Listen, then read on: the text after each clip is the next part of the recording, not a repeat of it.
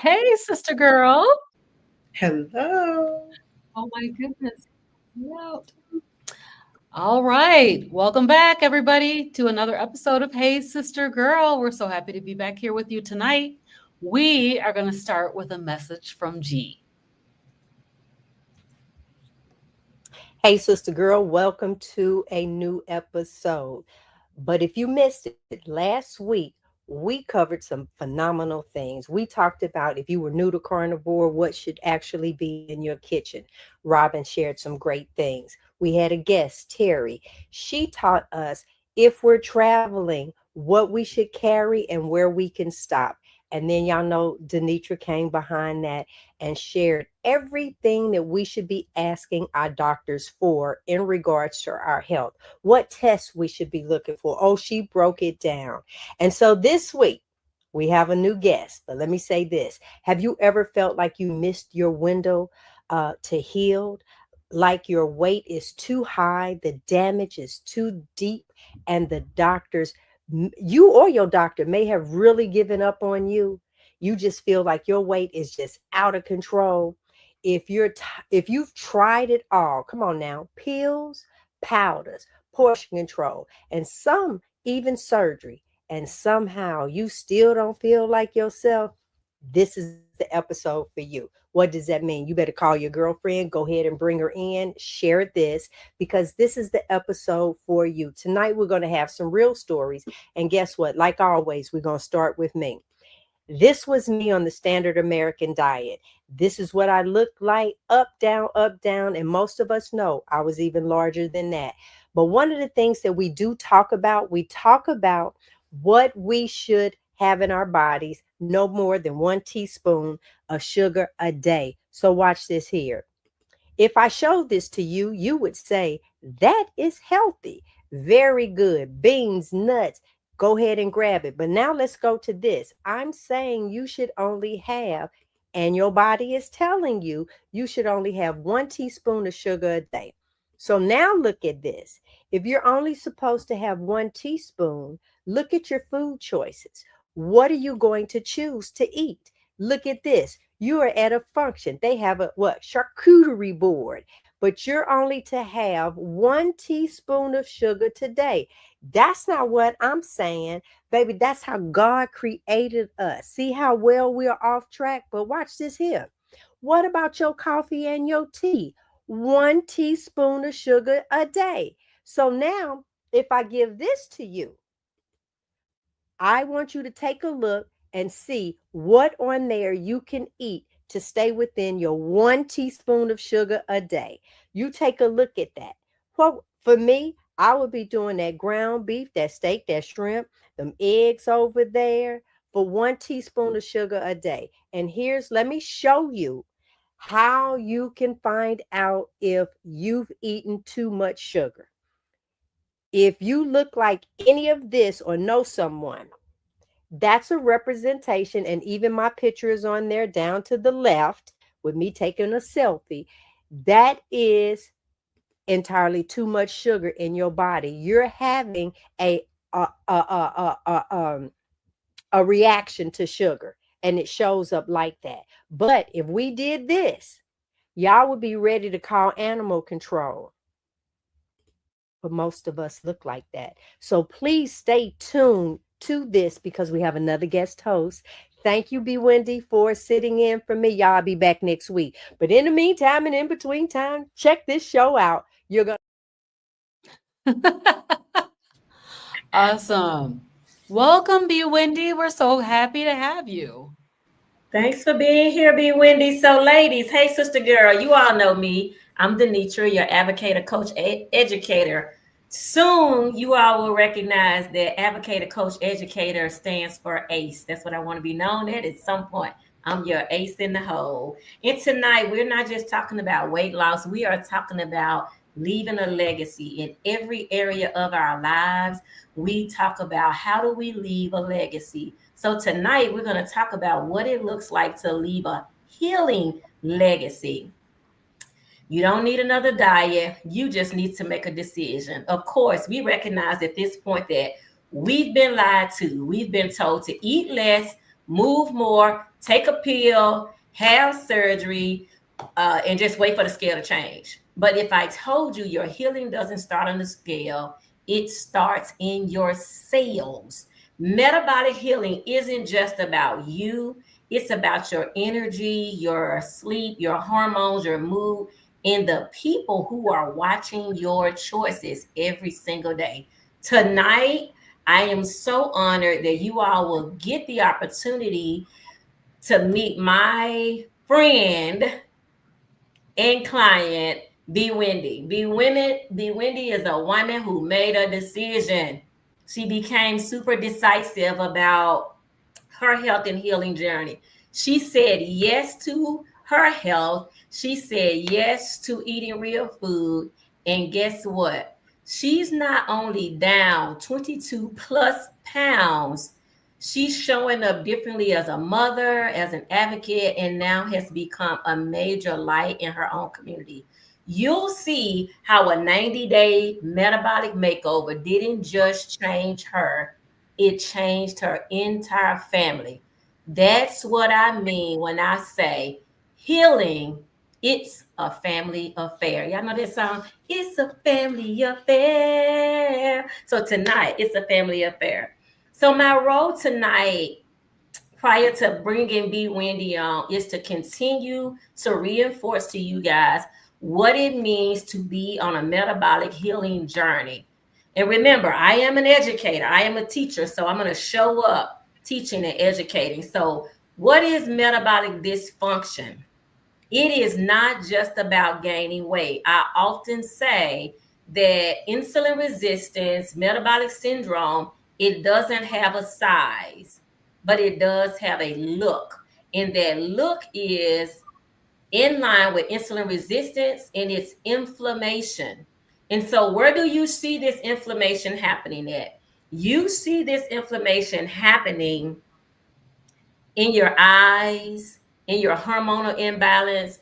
For some people, it shows up as, for me, it was an autoimmune issue. For other people, it's high blood pressure. For other people, it shows up as type 2 diabetes. And you all know, whenever you hear me say pre-diabetes, right behind that, what do we say here? Don't let the pre fool you, right? Do not let the pre fool you.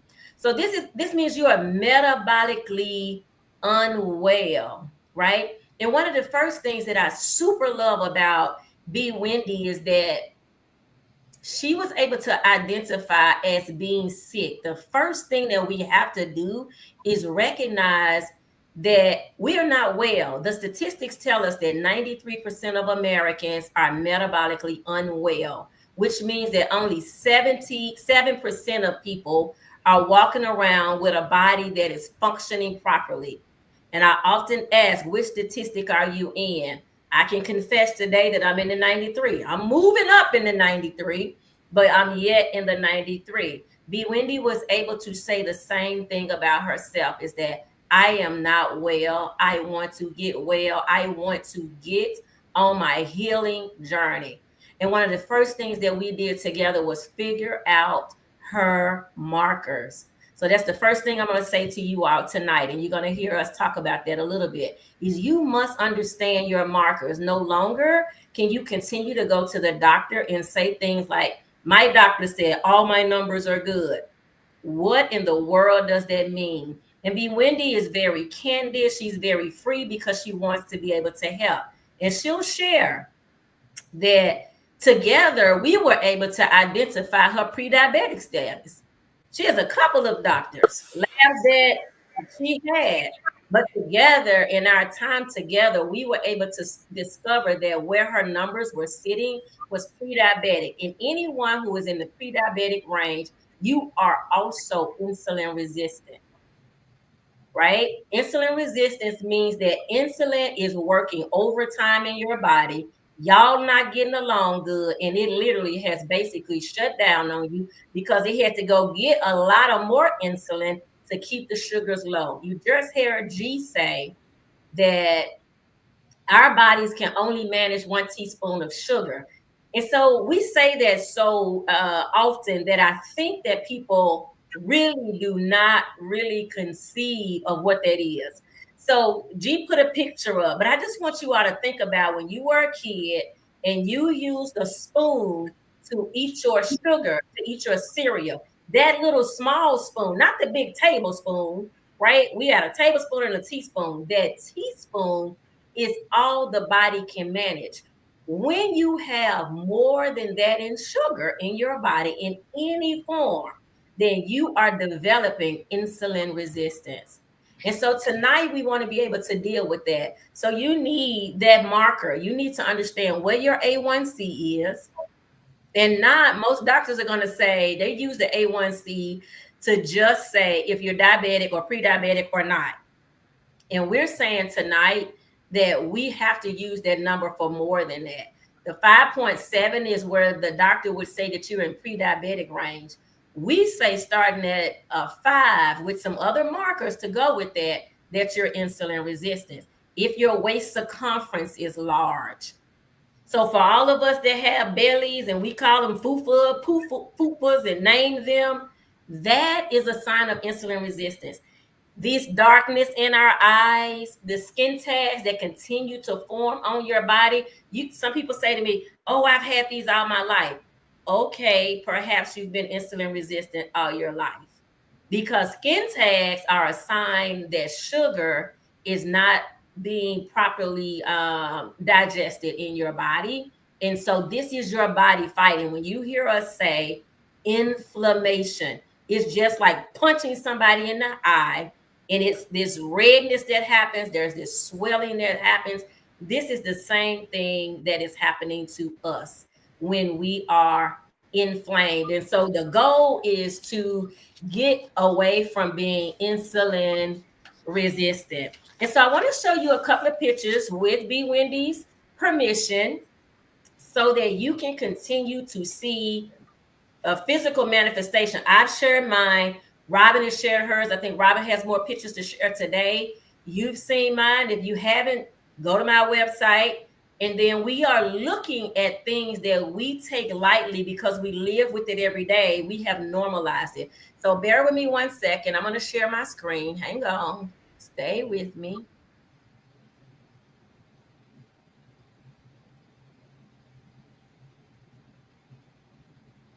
All right, let me figure out what I'm not doing right here. Okay, let me go back out for 1 second and then go to present. Okay, I see it now. All right, here we go.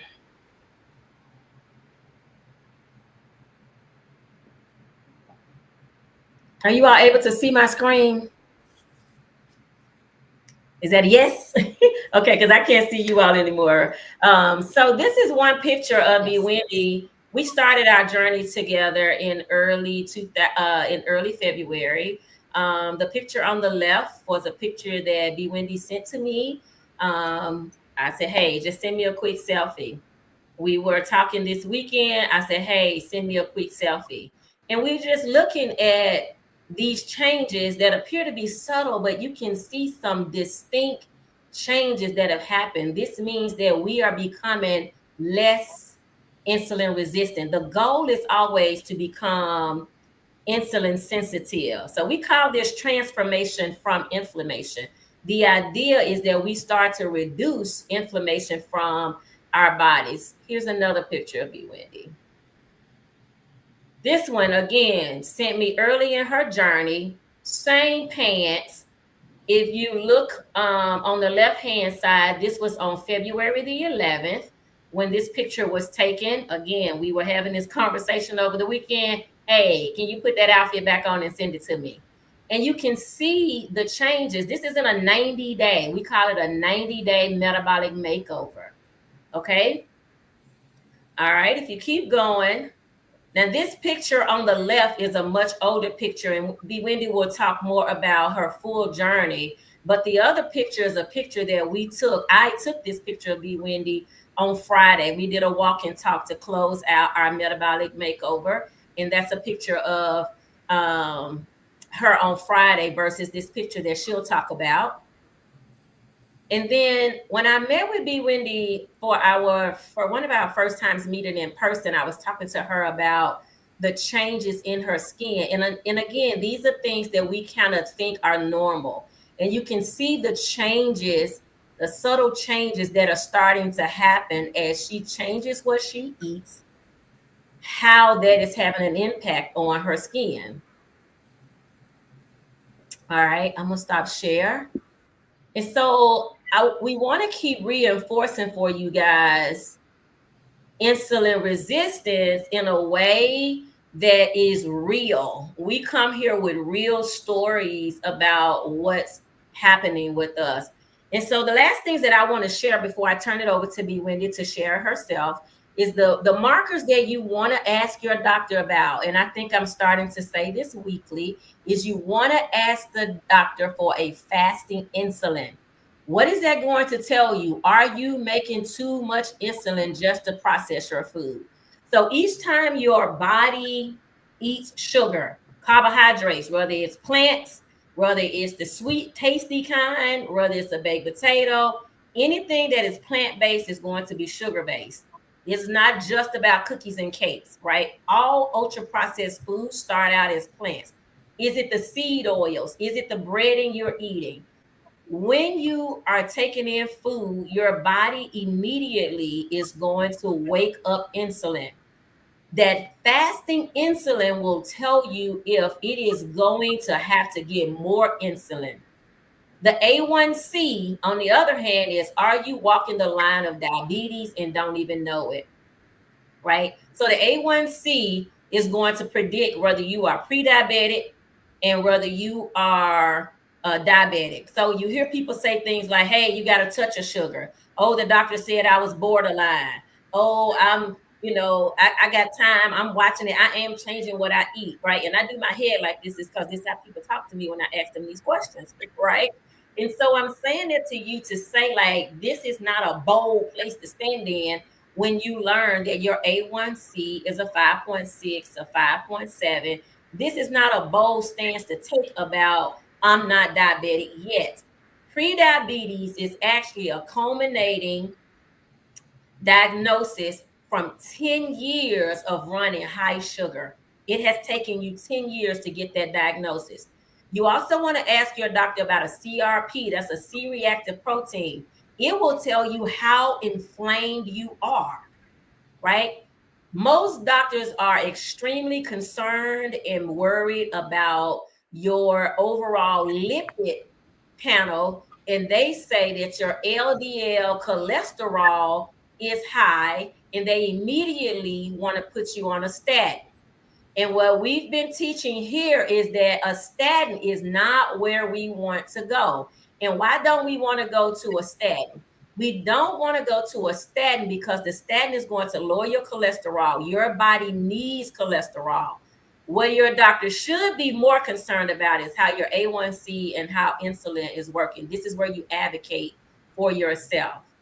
And lastly, your scale won't tell you any of this, but your labs will. It is so crucial that you all are getting your labs. Now, B. Wendy made a big decision at the beginning. For me and our practice at Nutritional Knowledge, we do not subscribe to a diet. I am carnivore-ish on this show. You hear us talk about carnivore a lot.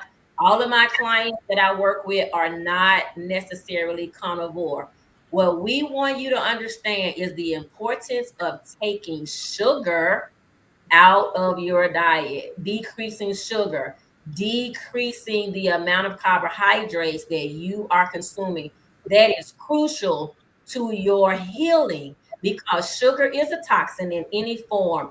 Your body doesn't have a mind that says, hey, that was a banana. Oh my goodness, that was a kiwi. Oh my goodness, that was a cupcake. Your body doesn't have that gauge. Your body says, ooh wee, this is sugar. Now I got to figure out how I'm going to process more than this teaspoon of sugar. Last thing I want you to know, no question about this, is that there are two essential macronutrients. Those macronutrients are protein and fat. That's all your body needs in order to thrive, right? I know the big question, do I need fiber? No, your body does not need fiber. Will fiber make you poop? It will. Do you need it to poop? You do not, right? The only reason why fiber in vegetables make you poop, and we've been taught that that is a way to regulate our bowels. Really, that's not what's happening. It is because it is a foreign thing in your body, and your body is trying to get rid of it immediately. When you are a meat eater, your body is absorbing those nutrients. You're never going to find meat in your toilet. It's just not going to happen. And here's the secret to consuming fat. The thing is, fat never spikes insulin. You are trying to become insulin sensitive. So the fat that you're eating bypasses insulin. You can eat it all you want. It is not going to spike insulin. Protein is going to have a moderate spike. Carbohydrates, on the other hand, in any form, if you have a glucose monitor, you will see that you are going to be spiked. Now, I have talked about B. Wendy, and I am going to turn it over to her so she can share. B. Wendy came to me, did a 90-day metabolic makeover. The reason why we say 90 days is because the A1C is a 90-day, a 3-month average of how blood sugar and fasting insulin has been working in your body. B. Wendy has a story to tell. It did not start with me. I'm thankful for being able to be a part of her journey and watch her journey go to a whole nother level as a result of working with me. The key, I believe, is that B. Wendy chose to be a carnivore over these 90 days. And again, not only did she change the trajectory of her health and her healing, I have watched her change the trajectory of her family, the conversations that we continue to have. She's impacting her community. She's having conversations with family members. So it is in her now, and now it is spreading. It's like the song says, everything attached to me wins. And that's what B. Wendy is doing, is having everything that attached to her win. So I'm going to turn it over to B. Wendy and allow B. Wendy to tell us a little bit more about her, and I'll come back later as a part of a panel. Thank you, B. Wendy, for being here. Thank you for trusting me on your journey. I'm super elated and proud of you, and I look forward to hearing your story. Awesome. Am I clear? Am I coming through clear? Your audio is great. Awesome. Well, thank you, Denitra. I'm so honored to be here. Thank you, Robin, for allowing me to be here, and Giselle for allowing me to be here. My journey of weight issues started in childhood. I would say to anybody, I packed on weight, and it became a shield to deal with hurt and childhood pain. And food became a comfort. Ever since I was in the Caribbean, I'm from St. Lucia, and all we ate was rice and vegetables, ground vegetables, starchy foods. And the journey continued. And I became a dieter. Even in my adulthood, I became a dieter. I tried different things. I have tried vegan, I've tried vegetarian, I've tried Weight Watchers, I've tried Nutrisystem, I've tried pills, I have tried Wegovy, I have tried so many things. In January, and let me say this, and even before, there was a period in my life when I was in my 20s, I was able to do the hardcore workouts, the Insanity, the personal trainers, the HIIT workouts, and I would lose weight, but I was not well on the inside.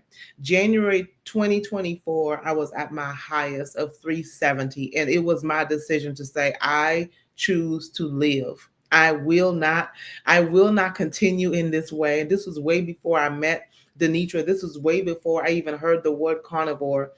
Well, January 2024, at my highest weight of 370, I talked to my husband and say, I need help.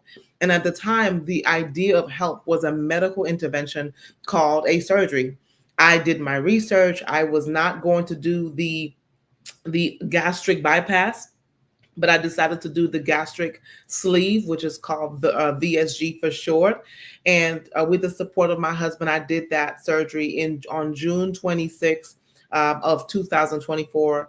And but that was not my approach to it. Was not a quick fix. My approach to it was, I am desperately seeking medical intervention because I cannot. At the time, I believed I cannot do this on my own. It was me screaming for help.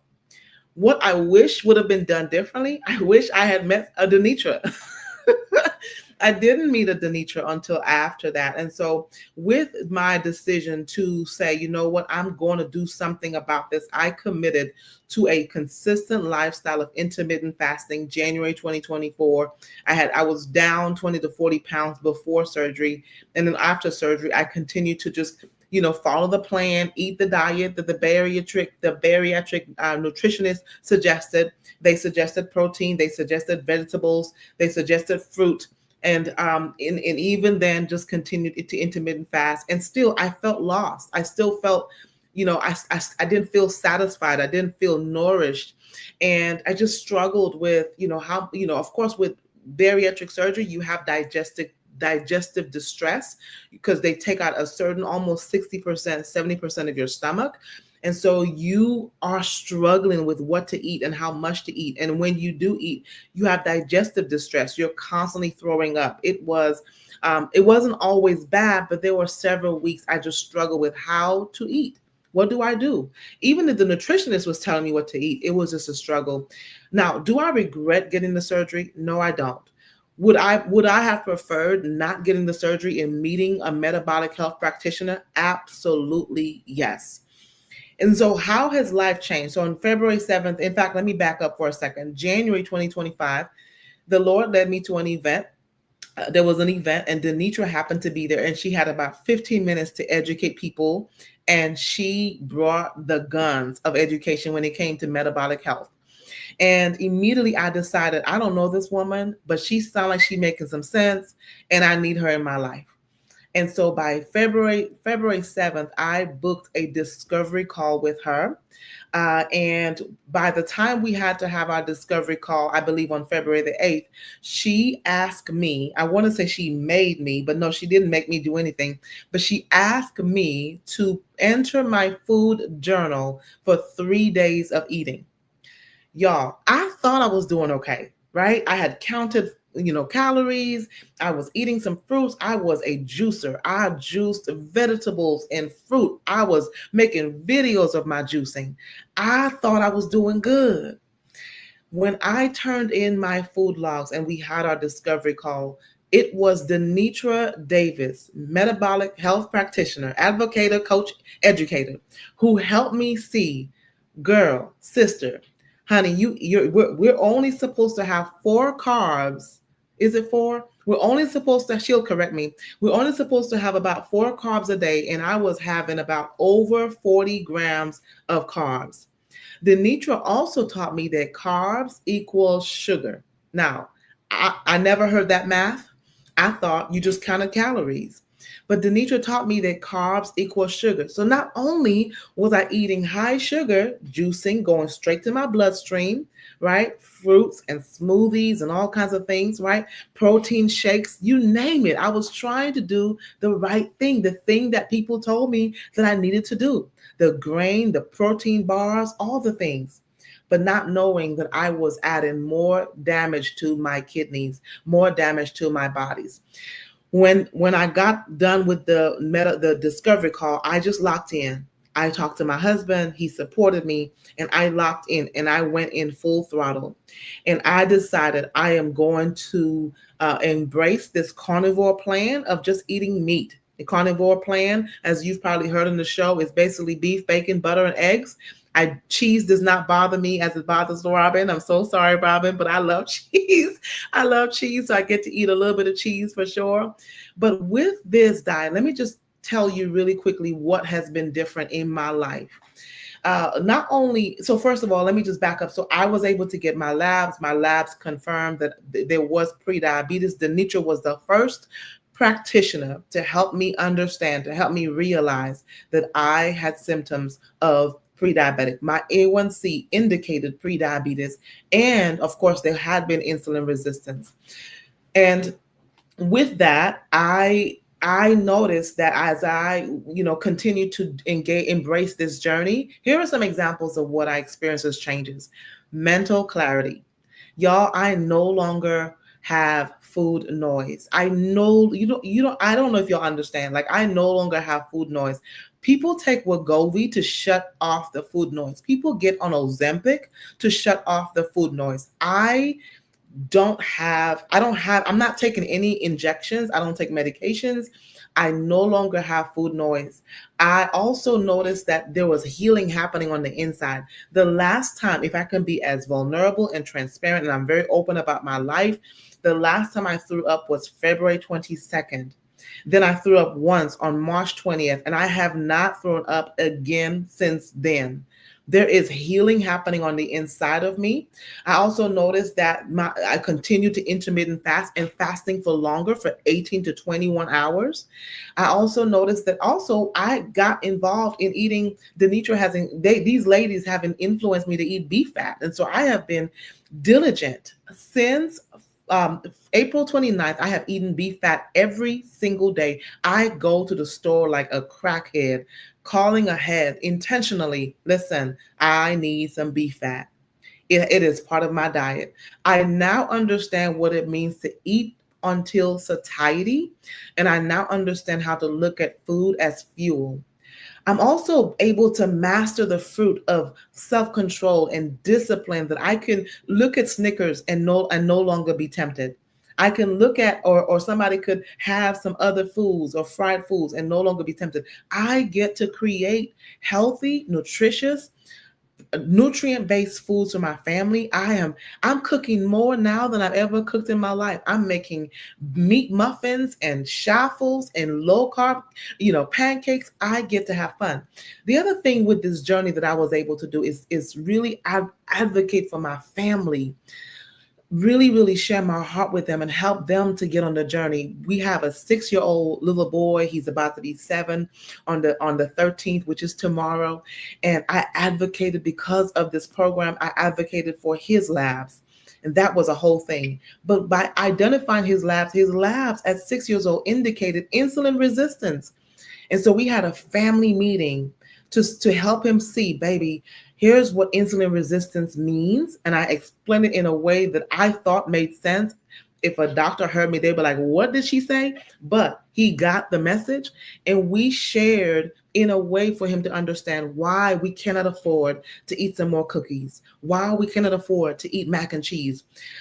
Because of working with Denitra, my son has gone from wanting mac and cheese every single day, wanting tacos and chicken nuggets and fries and junk food, to asking for ground beef every single day. Because of this program, my son has gone from me packing Lunchables for school to packing ground beef in a thermos. My husband is working out religiously, consistently. He has released weight as well.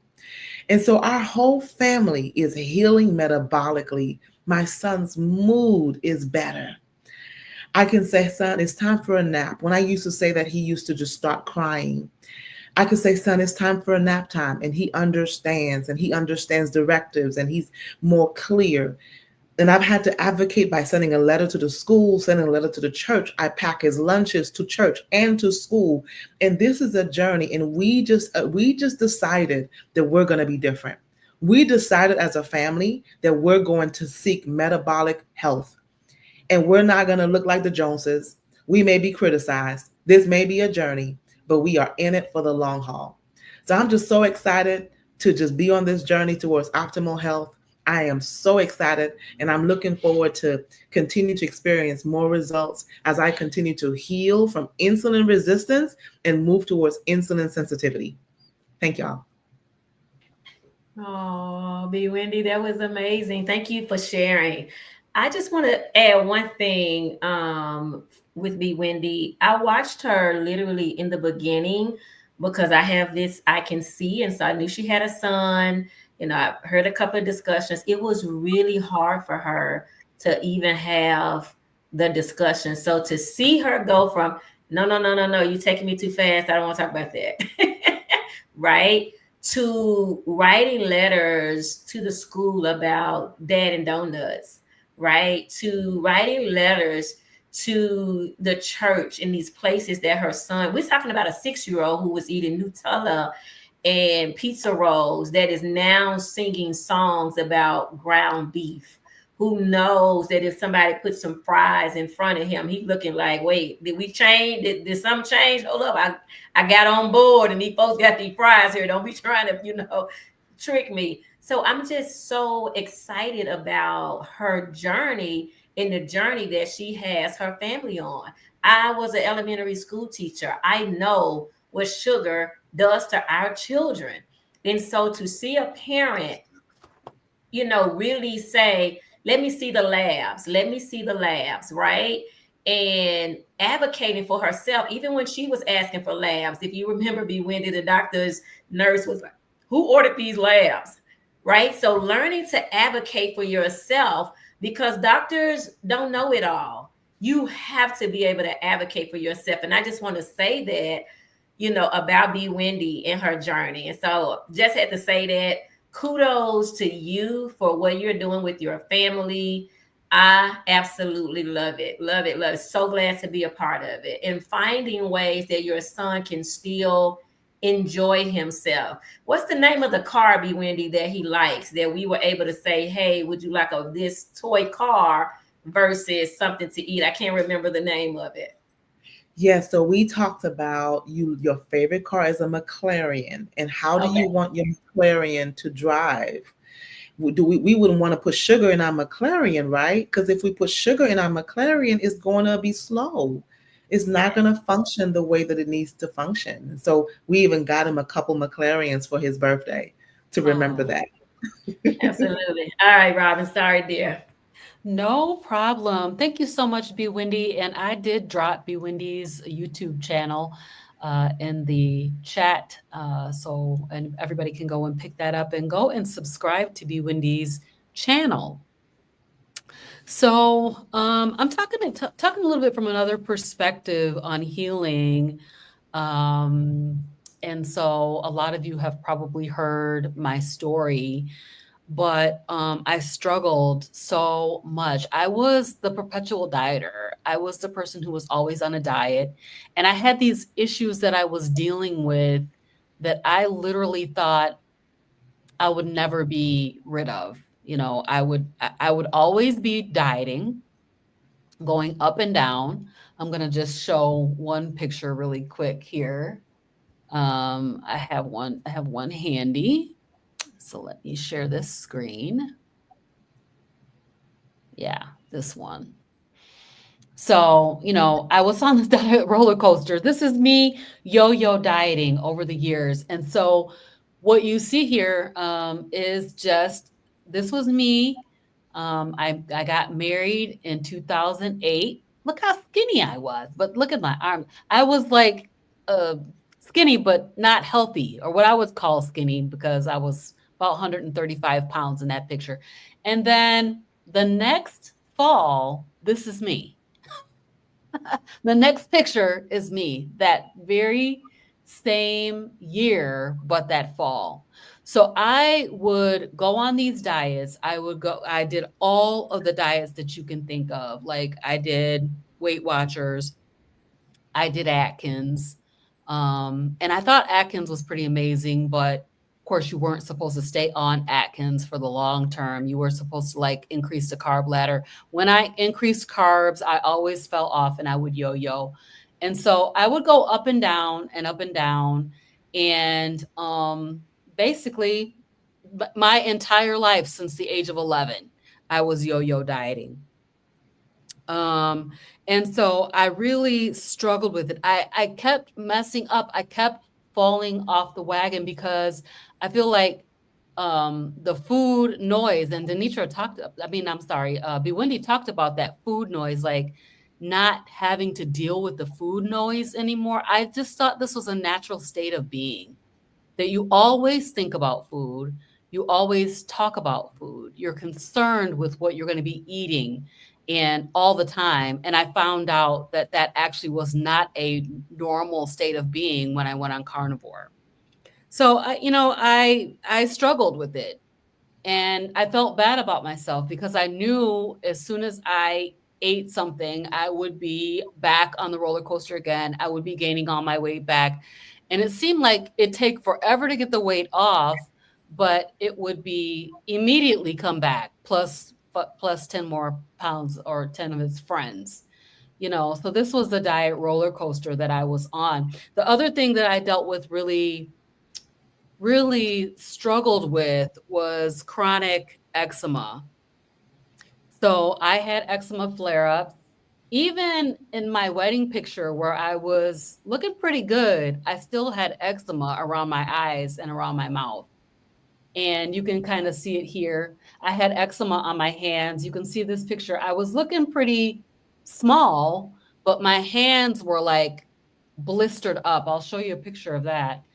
So this is how that looked.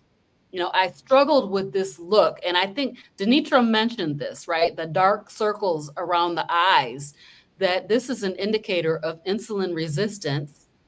And then around the mouth, insulin resistance. My face was swollen. I mean, I showed this picture here in the center to my kids, and they were like, "No, that is not you." I'm like, "Yes, it is. That is me. That's how I looked." And then you can see here in the palms of my hands, like that's why I was holding my hands. I would always hold my hands like this because I didn't want to touch anything, because I would get infections in my hands and the skin would peel off. I lost my fingerprints. It was just really, really awful, horrible situation. So I tried to cover this up. I did makeup for a while. And I tried to cover this up with makeup, and I found this stuff called concealer, which was like divine. It was a gift from God, because I was able to cover up my dark circles around my eyes with concealer. And so I was embarrassed. I was ashamed to look like this. I felt like I was an ugly person. And I just did not feel good about myself when my skin looked like this.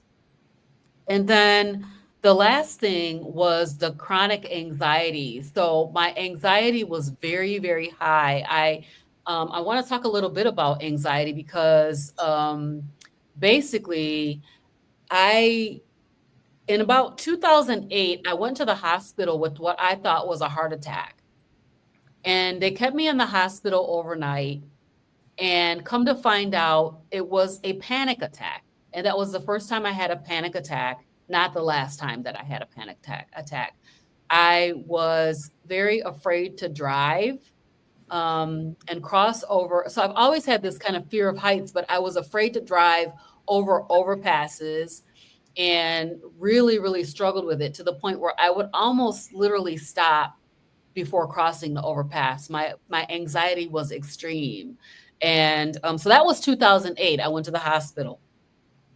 2020, COVID hit, right? So I had been driving back and forth. I kind of overcame that a little bit, but I noticed that it started to get a little bit worse again. And then COVID hit, and I was in the house for 2 years. By the time that 2 years was over, I was not able to really get out anymore. I was not able to drive. And so I was to the point where I needed to be on medication. I contacted my doctor and said, "Hey, I need you to put me on something." She put me on Zoloft. During that time, I was on keto. I was on all the diets, medical weight loss. I did everything, right? So it wasn't, clearing up with like a keto diet, which you would think that it would. Like if things are going to get better, they would get better on keto. Well, they didn't get better for me on keto. So I got on the Zoloft, but during that time I was watching Dr. Berry. Dr. Berry went from keto to carnivore, thriving. He did great on it, and he did not die, because I thought for sure, like, he's going to kill himself eating all this meat. He's going to kill himself eating all this meat. And, but I watched him, and he was doing so well. And so I thought I would try it. So, and that, on February 22nd, 2023 was when I tried it. And so, what I found was within the first 3 months, I was able to start weaning myself off of Zoloft. I had been on it for a year, and I was like, I don't think that I'm having the same problem anymore. I felt so much carnivore zen. I felt so calm in my mind. I felt this overall sense of well-being, and I decided to wean myself off of it. So I did wean myself off of it, and I found that my anxiety was down. So probably 80%. It was down about 80% after 3 months on carnivore. So here's the thing though. I went back last year, I went to on a carnivore cruise, and I had some mint. Now I haven't been eating plants, right? So I had not been eating plants for over a year, and I had mint in my water, just fresh mint in sparkling water. It tasted amazing, and I did that for 3 days, and I had a full blown panic attack after I got off the ship. And I was like, okay, so I can't have mint. So there are things that I still have to avoid, even that are kind of either allowed or you could do them. So anything that's plant related. So like black pepper, I can't tolerate black pepper. I can't tolerate very many vegetables. I've tried a few of them, like I tried broccoli, I tried cauliflower. That stuff causes my eczema to flare up. And the funny thing is that I tried lettuce. Now, lettuce is the most mundane thing. Like you would think that this would not cause anybody any problems. As soon as I had burger patties, and they put the burger patties on lettuce. I didn't even eat the lettuce. I just ate the patties that had sat on top of the lettuce, and my eczema flared up. So there's probably things that you are dealing with that are caused by the foods that you are eating, right? So I also, as B Wendy said, I'm not able to tolerate cheese. I'm not able to tolerate heavy cream. Those things are allowed on carnivore, but they do not work with my diet. So as Denitra was saying, not everybody has to go all the way to carnivore. But what I recommend is that everybody try it, because you need to do the elimination and then see what are the issues that you're having, what kind of food related issues you're having. So that's what worked for me. And I'm discovering as I go along all the different foods that I still cannot, I just can't tolerate. So, regarding, this hopelessness that we feel around dieting and food and eating and, the struggle, Wendy talked about the Snicker bar and not, I used to love a payday bar. Payday was my jam. But I don't even think of payday bar as food anymore. Because if you look at the ingredients on the back of there, probably the only thing that's food in there is the nuts that's on the outside of the bar.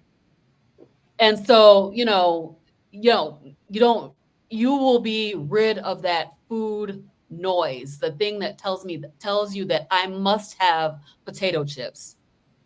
I think who was talking about fat? Was that be Wendy that was talking about the fat? We eating fat like popcorn, y'all. It's so good.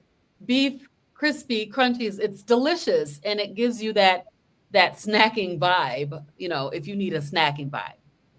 So what I would say to a person who's feeling hopeless and feeling like I'm on the yo-yo diet roller coaster, I'm dealing with issues. I don't even understand what is happening with my body. Like I'm struggling with these aches, pains. I'm struggling with these autoimmune conditions. You know, I would say show up for yourself. You should try this, because all of the things that I never would have thought it was related to the food. I did not think that. In fact, when I went to the dermatologist and I told them, I think I'm having an issue with milk or cream or something, that would be, it's not food related. Well, comes to find out, it actually is food related. And you can heal. You can lose weight. But I always say about this way of eating that it's not all about that necessarily. Although you will lose weight if your body needs to lose weight. It's about the healing. The healing is the most profound thing. Losing that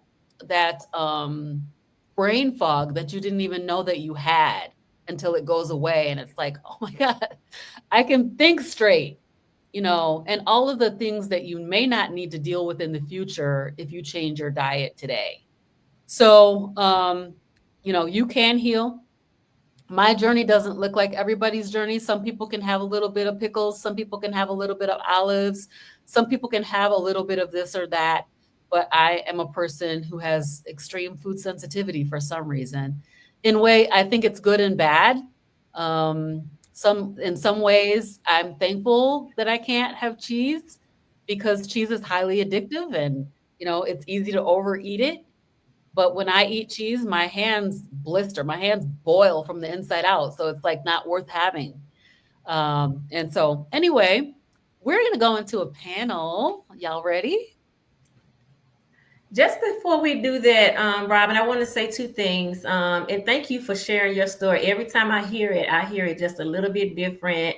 And I learn more about your healing journey. I love the way you said, this way of eating, taking the sugars out is helpful to everybody, but we all have entered into different places. And sometimes it takes those sensitivities, because that's essentially what's happening. I say this to you often, is that your body is becoming more insulin sensitive. So it speaks louder, like, hey, I don't want that. Don't give me that. I'm healing you. Let that be healed. Right. Mm-hmm. One thing I want to add with B Wendy is that one of the things that B Wendy also picked up was doing steps. So in this group, we do a 14,400 step challenge. B Wendy is a professional woman. She works telehealth and she sits a lot. So that was one of the things that we uncovered in the metabolic makeover, was that her movement was not a lot. And so if you follow B Wendy now on any of her social medias, B Wendy does not take a day off. If it means walking in her house, she is going to get her steps in. And so again, these are the things that we uncover. I often say that what's going on in our body should not be a mystery, but there's a gap in knowledge. And what we've tried to do was help fill the gaps for B Wendy. I do have two more pictures and then we can go into the panel discussion that I want to share of B Wendy. And we're going to close that out and just be super grateful for her being here and showing up. And so one of them is B Wendy and I together. When we first kind of met, we were out at an event. We took a selfie together, and looking at both of our transformations, where these subtle changes and this inflammation is continuing to decrease in us. And so this is a daily journey that we're on to continue to release inflammation. And then lastly, B Wendy did finish her 90-day metabolic makeover. She is metabolically made over. And I don't know if I can make that bigger. So her parting prize, I don't know if you all can see it, was a cutting board, because as carnivores, we cut a lot of meat. We eat off of cutting boards. And it literally is a cutting board on behalf of Nutritional Knowledge that gives her last name, but it also included her and her family. It's her son and her husband. And then also, she's a faithful servant of the Lord, says that wherever she goes. And so, and she has a bougie salt shaker cover as well. So, B Wendy, I just want to say thank you to you for trusting the process. And I've heard you also say that this is a lifelong journey for you. So, Robin, I don't know if you have any questions for the panel or any closing. Yeah, all right. So, what is one myth? I would ask each of you to answer this question. What is one myth about healing or carnivore that you want to bust? I'm going to start with B Wendy, if you don't mind. That meat will raise my blood pressure and increase my cholesterol. And part, I mean, I know part of that is not a myth, like your cholesterol will naturally increase.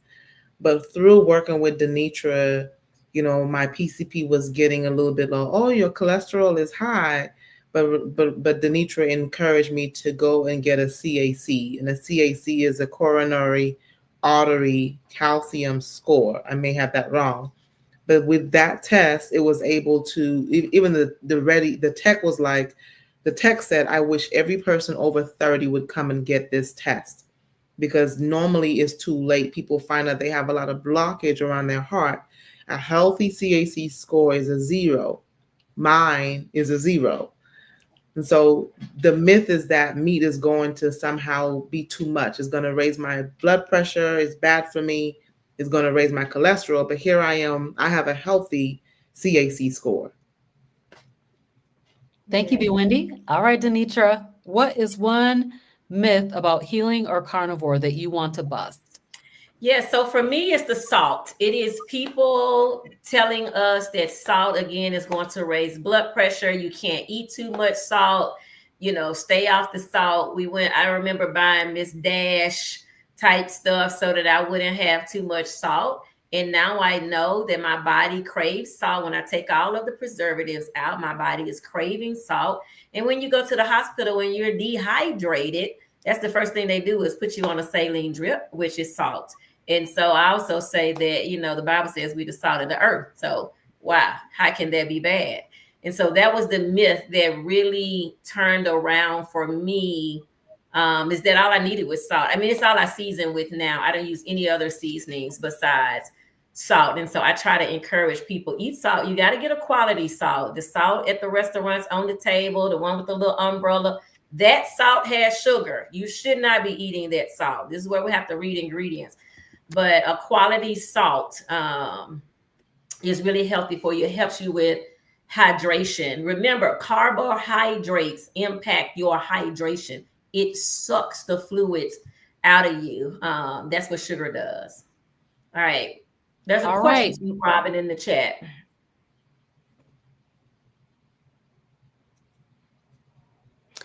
What would you do to a community outreach to encourage carnivorism? I live outside of a good-sized city for Iowa of 80,000. Is that to any of us? Well, so for me, this is what we do. I'm always looking for people to speak to. Robin recently had an event in her city, at her church. We were there speaking. If you are a carnivore, start the conversation. If you are trying to put on your own event and invite people, educate them. The problem is the gap in knowledge. When B. Wendy is speaking, when I'm speaking, we just didn't know, right? I used to call myself, I still call myself ignorant and inflamed. All right. I was inflamed because I was ignorant. And so at some point we have to give that knowledge. So Simpson, I would say if you are putting on this event as an outreach is tell people, try it for a season. Tell them if you are a carnivore and you're doing it, tell them about your results. Robin, I don't know, you can add to that. I know you have some things going on in your city that's been helpful. Yeah, so we recently had a women's event in my city, and we did have Denitra. She was coming, so I was like, "You're gonna have to speak." And so, she had an opportunity to speak to my church at my church event. I would recommend, like, if you want to do a community outreach, I think that's great. Like for me, I'm doing a meetup this summer, August 30th. If anybody wants to come to Kalamazoo, Michigan, we'll be having a meetup here. I'm very excited about it. And, and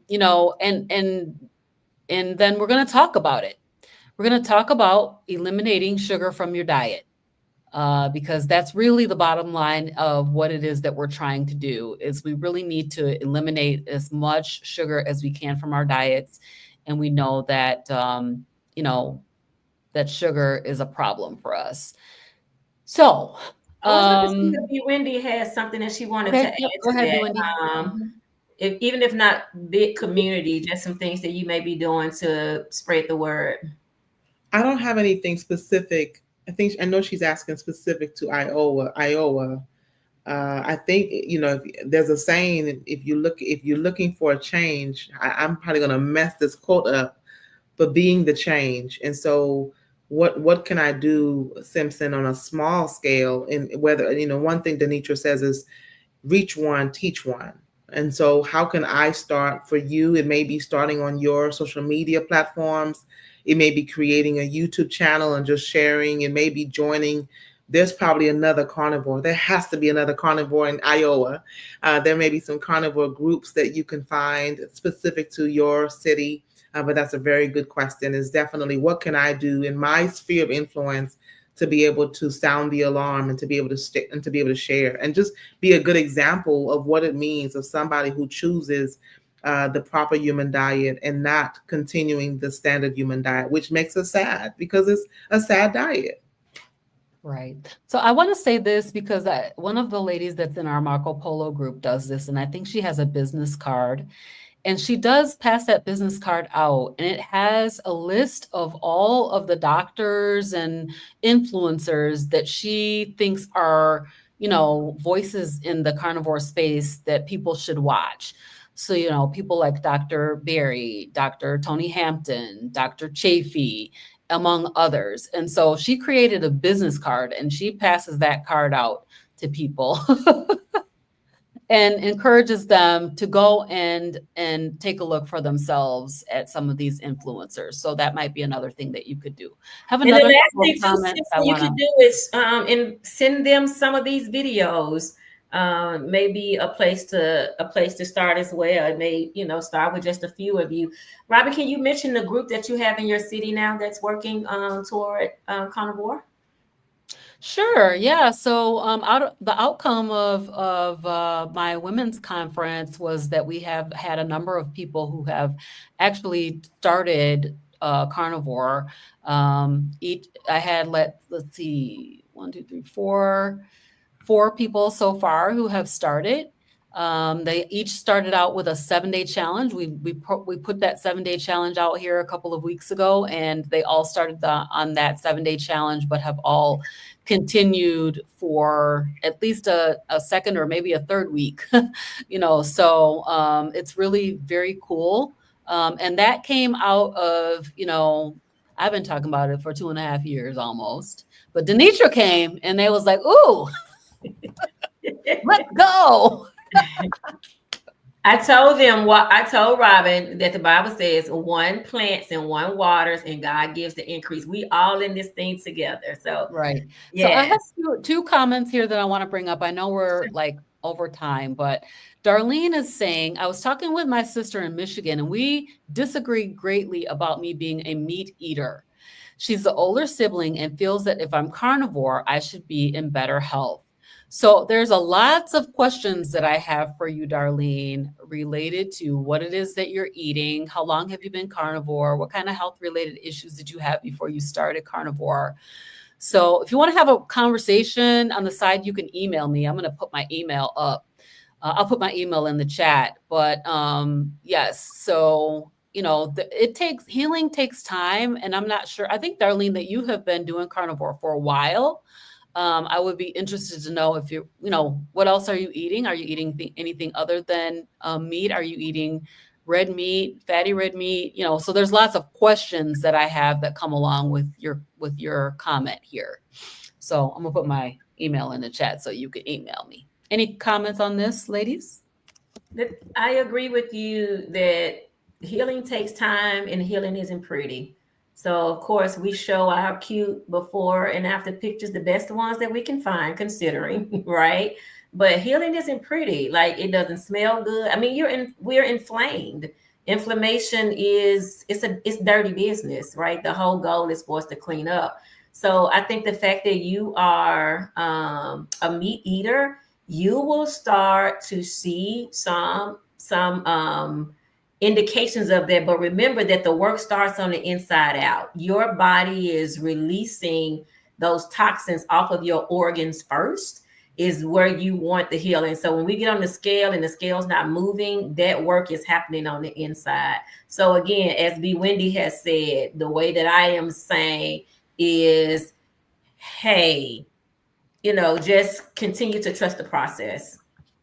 Continue to trust them. And Absolutely. the non-scale victories are the best. Document those things that feel better. When I sent B Wendy the pictures of her face, it was like, oh, I see a difference, right? And these are things that are happening every day that we usually don't pay attention to so much. Thanks, All Robin. right. Last question. Do you recommend taking apple cider vinegar with lemon juice in the morning on an empty stomach to help lower blood pressure and or blood sugar? I don't. No, absolutely not. I don't recommend taking it at all, yet alone on an empty stomach. What my questions would be is what are your labs saying relative to blood pressure? What are your labs saying relative to blood sugar? And if you are insulin resistant, then what we should be doing is taking out the sugars. So whatever sugars you're eating that are causing you to be hyperinsulinemic, which means you run high sugar, that's where you want to start. Apple cider vinegar, lemon juice. I have a family member who had a stroke the same day they took some apple cider vinegar. I'm not saying it's the causation, but perhaps it is correlation, right? It's all from a plant. Your body doesn't need to be stripped like that. Eat fatty red meats. That's what's going to help lower your blood pressure and your blood sugar. You can get a 2-for-1 with a whole ribeye and some beef fat.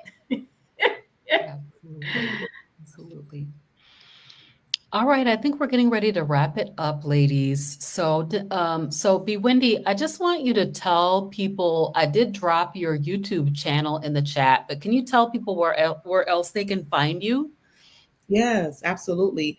I am empowered to serve, empowered the number 2 serve on IG, be Wendy Jackson on Facebook. I'm also on TikTok. I believe Empowered to Empower. If you just Google be Wendy Jackson, I'm gonna come up a lot of places for sure. Thank you so much for being with us, Be Wendy. Yes. And Denitra, any final words before we close it out? I'm going to give the final words to B Wendy tonight. And thank you again for being here. Yeah. So, what I would share, I'm sure there may be somebody listening and they're thinking, you know what, I have met with a bariatric doctor. I'm thinking about doing the VSG. I am desperately looking for help. And the only thing that they feel like is I've got to have surgery.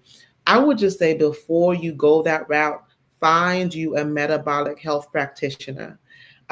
Connect with Denitra, connect with Robin, connect with Hey Sister Girl group. It is a free community. Just talk to somebody like that with the expertise and experience and the compassion for your health to be able to help you see and understand how food can heal your body before any medical intervention. And then also get to learn about insulin resistance because unfortunately, no disrespect, doctors are not necessarily looking for those markers. They're not necessarily talking about insulin resistance.